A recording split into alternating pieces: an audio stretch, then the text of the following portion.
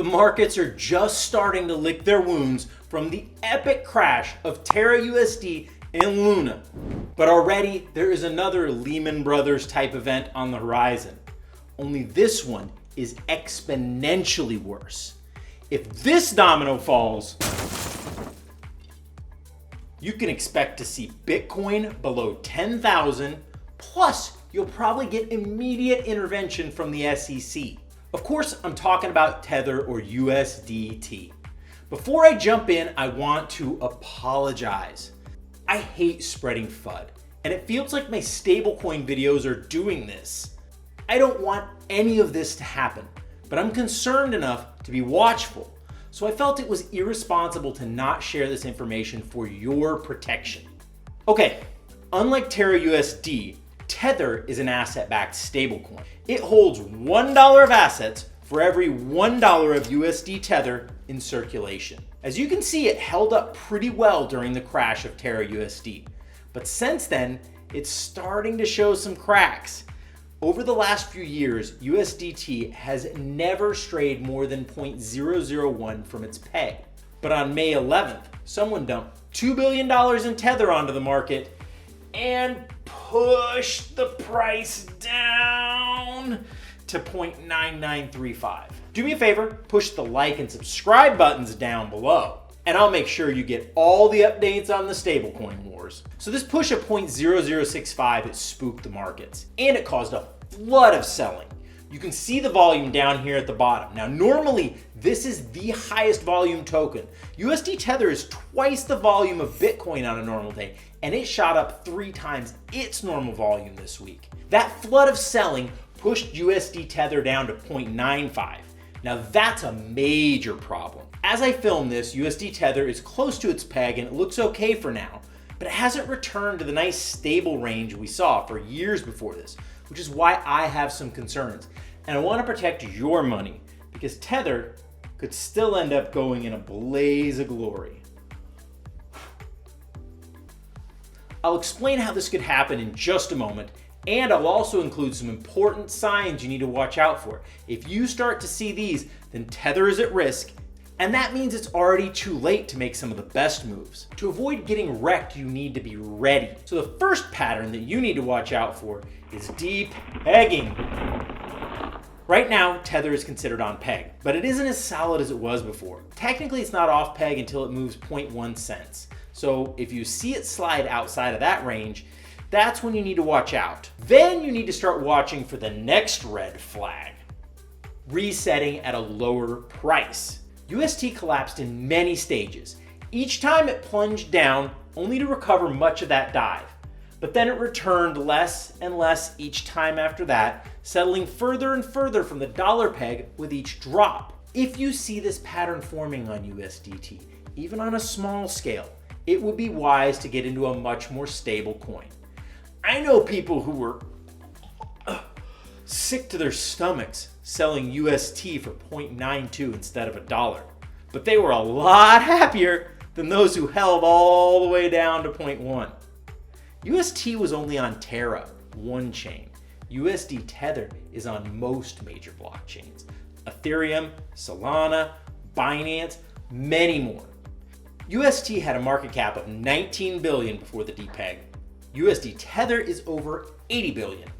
This is why it's less likely to happen, but would be massively more destructive. Also, USD Tether is a different type of stablecoin. UST was backed by Math and the Luna token. USDT is backed by hard assets. UST, you could redeem $1 of their token for $1 of the Luna token. USDT, you can redeem $1 of their token for $1 of American cash.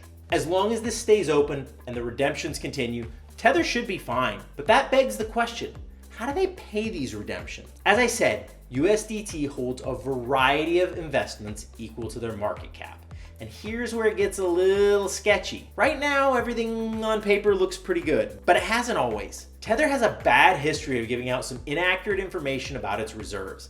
They settled a lawsuit back in October over these behaviors and have been publishing info since, but it still isn't very specific. It's believed they're holding mostly stable assets, yet they only hold about 4% in cash. Some of their other holdings include 6% in digital investments, which is believed to be almost all Bitcoin, 5% in secured loans, another 5% in corporate bonds, and then 30% of commercial paper. That's roughly 46% of their holdings in questionable assets. All of these can take a major hit during a down market. There's evidence the bonds may even be Chinese junk, and nobody knows who the loans and the commercial paper are with. If the global investment markets start to tune south hard enough, this could spook investors. Then if they start trying to redeem their Tether, it can turn into a 1920s bank run. Once confidence is lost, everyone wants to move into cash, and USD Tether might not have enough reserves left to pay everyone, especially if they have to rush to cash out of these investments. That would be catastrophic for crypto. Just that tiny and brief de-pegging of USD Tether sent Bitcoin tumbling.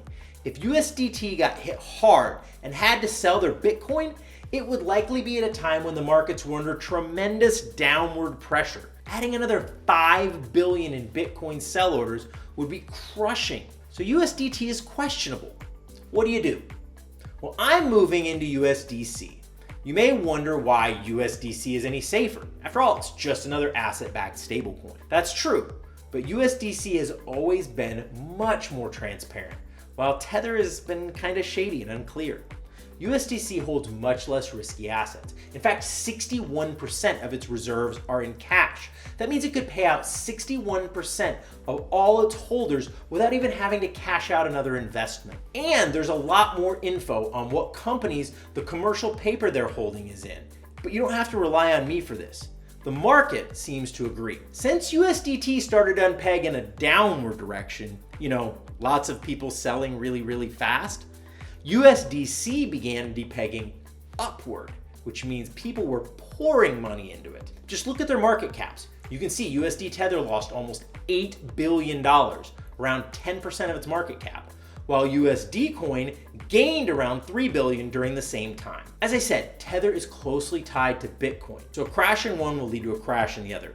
Ethereum and Solana are not believed to be part of the Tether Reserves, although they're still at risk since all of them use USD Tether in their staking platforms. Nonetheless, I'm moving out of Bitcoin and into Ethereum and Solana, and I'm moving from Tether into USD Coin. Once again, just my plan, not financial advice. Lastly, watch out for places where Tether is staked. Many DeFi platforms require you to stake in USD Tether. If you have any staked assets, you'd be safer by switching to pools that only use USDC. That will keep you from going down with the ship. Now, if you're a big Luna token holder, you already went down with the ship, but there may be a lifeboat on the way. Check out this video to get the latest on the Terra recovery.